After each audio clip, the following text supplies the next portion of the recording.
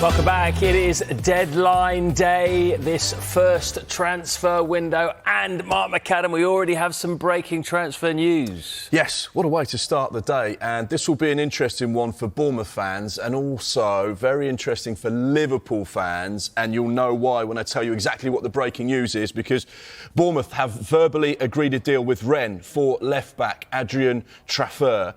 Bournemouth opened negotiations at the end of last week and then yesterday verbally agreed a deal which we understand to be worth around £10.1 million, rising to £14.3 million with add-ons. Traffeur is seen as a replacement for Milos Gyokeres. Now, this deal, my information is that will only happen if Milos Gyokeres moves to Liverpool, but the fact that Bournemouth have verbally agreed for a man to come in who is going to be his replacement would suggest that Liverpool contact to Bournemouth is incoming. Bournemouth face competition for the 23-year-old Traffeur, who has been the subject of interest from sides in both Europe and the Premier League. We're expecting the medical to happen in the next few days, but the fact that they've had this agreement in place now would suggest maybe... Does the phone start ringing from Liverpool? Milos Gyokeres, is he heading to Anfield? One to keep an eye on, but a significant building block in the place of those two deals. Great stuff, Mark. Interesting stuff. Yeah, we'll keep us across that one. And lots of interest in the futures of Viktor Gyokeres and Bryan Mbeumo, both targets for Manchester United. Mark, let's start with Gyokeres. What is the latest on that? Yeah, goal machine, no question about it. I love watching him at Coventry City. He was at Brighton as a youngster. We've been speaking about him in the last few windows, it feels like. He got that big move to Sporting. He scored 49 goals in all competitions last season. Simply phenomenal. He was 27 at the start of this month. Now, what do we know? Manchester United have approached Sporting Lisbon through intermediaries around a possible deal. We know that Ruben Amorim and Viktor Gyokeres worked together at Sporting because obviously Ruben Amorim was there before joining Manchester United. So the United boss has a good understanding of what he's all about. We know that Manchester United are in the market for a number 9. They want 2 10s to play behind him in this new look Manchester United formation. And it seems like Viktor Gyokeres is their number 1 target. They do have other targets as well. Now, the thing that makes this one quite interesting is that Viktor Gyokeres has a €100 million release clause. However, we're told there is a gentleman's agreement between Sporting, the player and his representatives that he can go for £58 million plus maybe some add-ons. So the stance on that €100 million price tag has been softened ever so slightly, which is where Manchester United come into play. Now, we also have to remember, Arsenal like him, and there are 1 or 2 other sides in Europe that like him as well. So therefore, Arsenal haven't got a straight drive to get the player. There is going to be competition. The same with Manchester United. You know, this is not a simple situation. So, one to keep an eye on, one that will twist and turn, but Viktor Gyokeres, we know that Manchester United have made an approach through intermediaries. Yeah, a bit up in the air, because, I mean, I've got a gentleman's agreement with Matt that he's going to get the coffees in, but who knows if that's going to happen. Yeah, it's not an official contract, I'm afraid. Yeah. No, I'll do it. I'll do it. Maybe we should film that. I'll do it in the... Bit early now, half an hour. Another player that... Browns for me. Yeah, all right, mate, it's a bit early as well. Another player that Man U are interested in, and I don't know whether this might be a straight drive to get him as well, or if there are other teams also sniffing around. Bryan Mbeumo, what's the latest? Well, it feels like it's the theme of the day on deadline day, doesn't it? It feels like things are waiting for hijacks and spanner in the works, and it feels like there's going to be a few twists and turns. Now, Bryan Mbeumo has been the subject of one Manchester United bid. We understand that bid totalled £55 million and was rejected by Brentford. Over 200 appearances, 70 goals. He's been sensational. He's just come off the best season of his career. He's a real star for Brentford. But what we do know is that whilst that first bid from Manchester United has been rejected by Brentford, Manchester United are preparing a second offer, which they hope will be able to get the player. We understand that personal terms are all but agreed with Manchester United. It's just a case of making sure that both clubs are on the same page. There is an optimism from Manchester United that they can get one of their key targets over the course of this summer. Now, we talk about the spanner. We talk about why... Another one of these spanners. Too many spanners knocking around this morning. A straightforward drive. Because, of course, he's worked with Thomas Frank for a number of years. We understand that Thomas Frank is the number one target for Tottenham and that Tottenham are also in the market to sign a winger. So, therefore, there are some reports on social media that say, well, actually, Thomas Frank's going to turn around and say to the Spurs hierarchy, if he gets the job, if they pay the Brentford release clause, as one player actually I'd really like to sign, this guy called Brian Mbeumo. I know him quite well from Brentford, funnily enough. So therefore, could that possibly happen? My gut feeling is it won't, because Brian Mbeumo wants to join Manchester United. However, it's absolutely one to keep an eye on. Another one to keep an eye on, Anton Semenyo as well, because there is interest in him from various clubs in the Premier League. But he is one of Bournemouth's star players. It wouldn't be cheap. It would be very expensive if you were to try and price him away from the South Coast club. So, yeah, one to keep an eye on. But, yeah, I can't imagine Bournemouth selling him. Even if they got a huge offer, it would be a humongous offer to try and get Anton Semenyo. Yeah. That'd be another spanner, wouldn't it? Well done, Mark. 3 hash browns you can have after that. Well done. OK, but first, how much of a worry is this for Arsenal fans? Saudi Pro League club Al Hilal interested in signing striker Benjamin Sesko from RB Leipzig. Yeah, Sesko's been a long-term target for Arsenal, but they're now facing competition from Al Hilal, who want to sign a striker today in time for the Club World Cup. Our reporter, as you can see, Mark McAdam, joins us for more on this now. Mark, how much of a worry is this for Arsenal? Could this really happen today for Al Hilal? Well, if it does happen today, and that's what Al Hilal will be hoping, but then it will be a huge statement signing ahead of the Club World Cup, which is what they're looking for. Now, let's go back in time a little bit, because at the back end of last week, thanks to our colleagues Sky in Germany and our relationship with the reporters here, we said that Arsenal had made a formal approach to RB Leipzig to explore the potential conditions of a deal for Benjamin Sesko, 22-year-old striker. He's been on the radar of a number of clubs over the last few years. He's been in the Red Bull group. Real Madrid were interested in him at one stage, but it's Arsenal that went to the front of the queue at the back end of last week. There was no formal bid for the striker. Now, RB Leipzig are saying, well, if Hugo Ekitike is valued at 100 million, if Alexander Isak is valued at 130 million, then guess what? Benjamin Sesko is also in the same kind of bracket as those strikers. So Arsenal have said, right, thanks very much. We'll review things internally. We do have other options, but Benjamin Sesko features very high on our list. But as I say, no formal bid. Then we have the drama, and that's where Al Hilal come in, because they need to make any signings for their Club World Cup squad between now and 7 p.m. today on deadline day.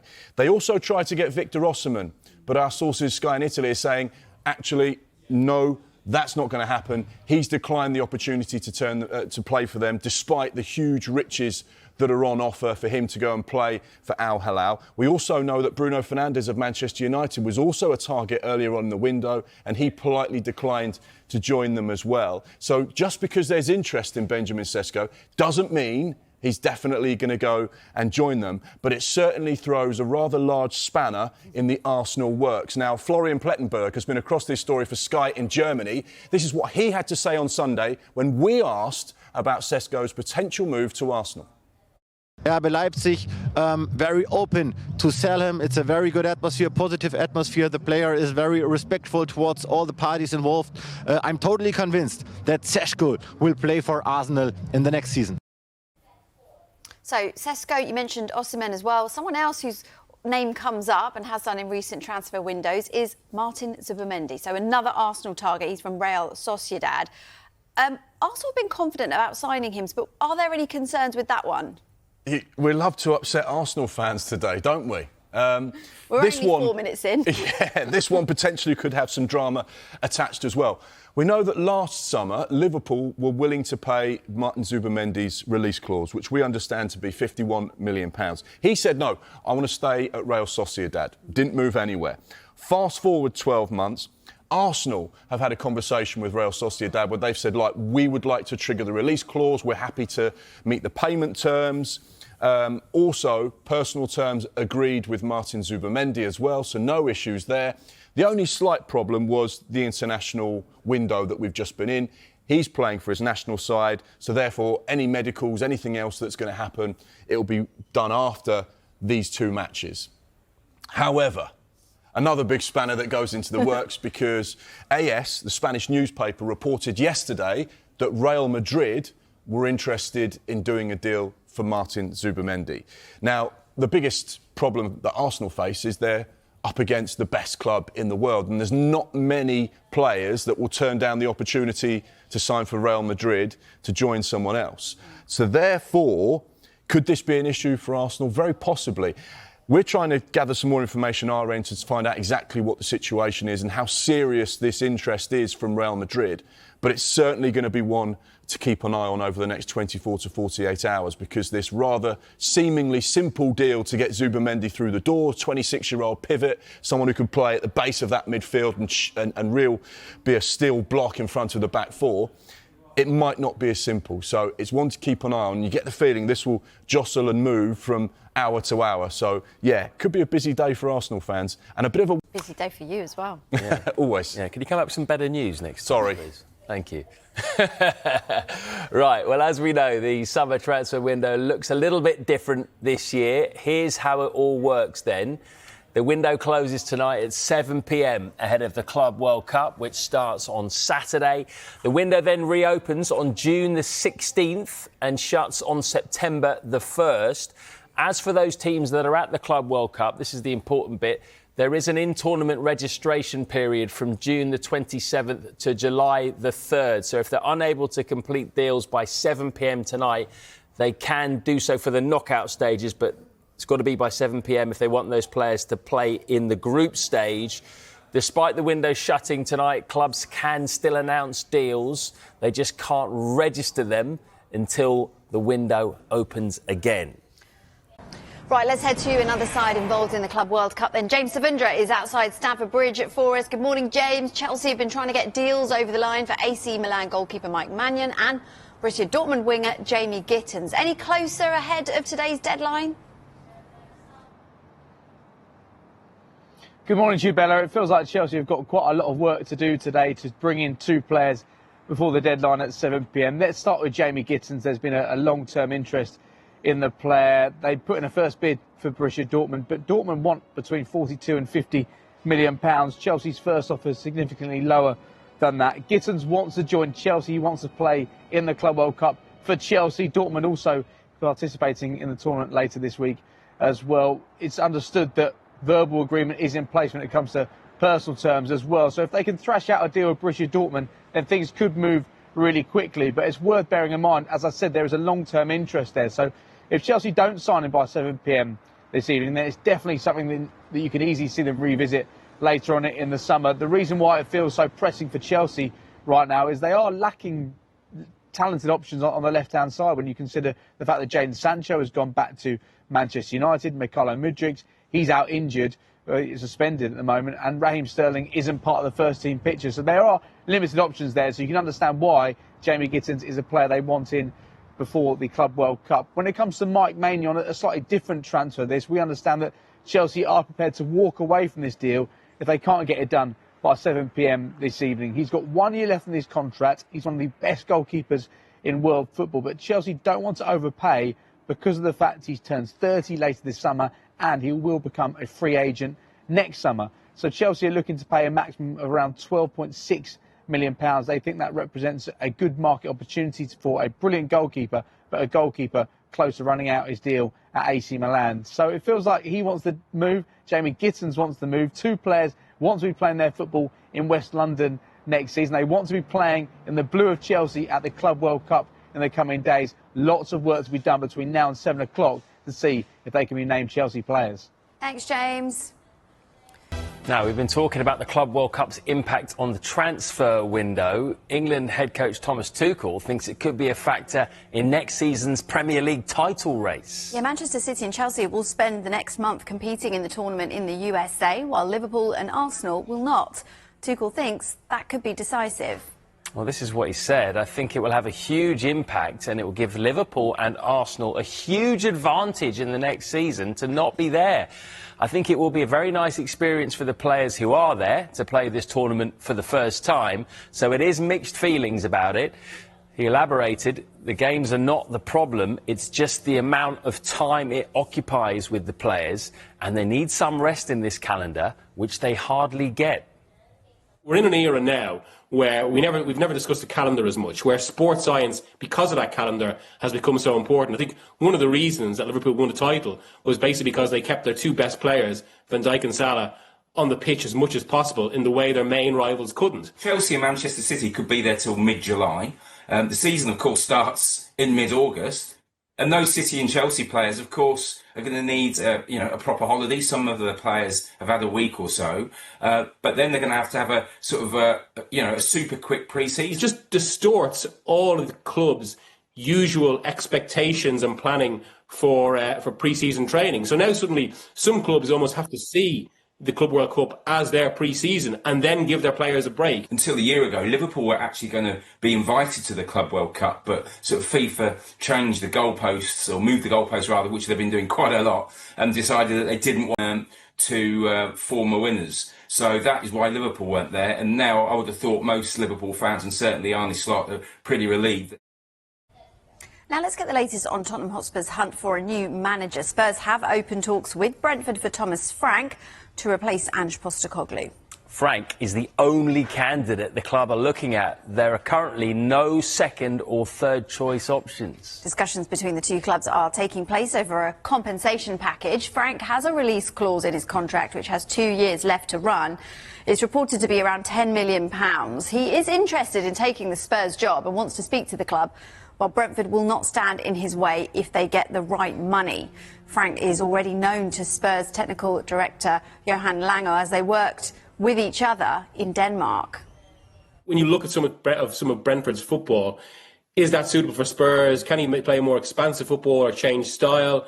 As well as that, the challenge of jumping up to a more intense environment. I don't think any of that will be an issue. First of all, actually, Frank has shown a really impressive adaptability throughout his time at Brentford. I think he's played at least 3 different styles of football while he's been at the club. Different approaches to keep them in the Championship, to get them up from the Championship, to stay up in the Premier League, to actually establish themselves in the Premier League. And as regards adapting to Spurs, the one thing that always stands out when you deal with, or when you go to Frank's press conferences, is he must be one of the most rounded managers in the league, while being, I think, a very tactically astute manager. Given that he has previously been a teacher and has this more rounded world view, it does make him the sort of figure you can discuss anything with in a press conference. And he's almost become the voice of the Premier League in that sense. And I think that's why he'd be easily able to handle the more intense pressure out of Tottenham compared to Brentford. Now, I do think this is, I'm doing quite a sales job from here, but I think it's genuinely, it is a good appointment for Spurs.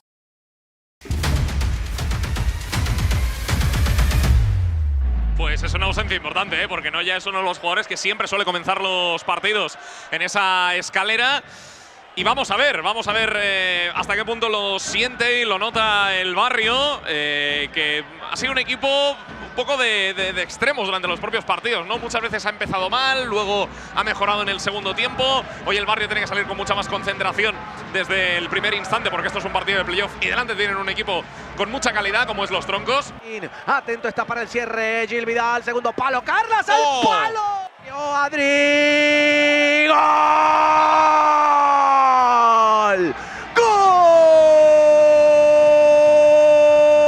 ¡Gol del Barrio de Adri de Contreras! El penalti Presi. Mira, y Adri Contreras haciendo de la suya. Se queda en el campo y dice... Ian disparó. ¡Oh!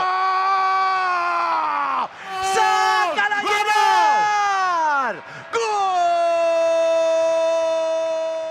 Verdú, también Edgar Álvaro. Verdú la deja para Edgar. Rompe la barrera. ¡Oh! ¡Gol, gol, gol! ¡Gol! ¡Tenemos suerte! ¡Gol!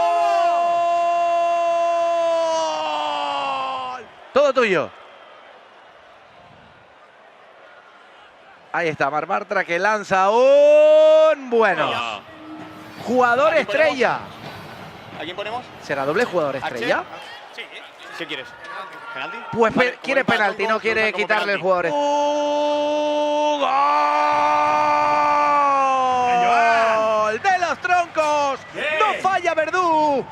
¡Viene Arché! ¡Manu Martín! Al lado de la pelota. A ver, aquí va directo a la pelota.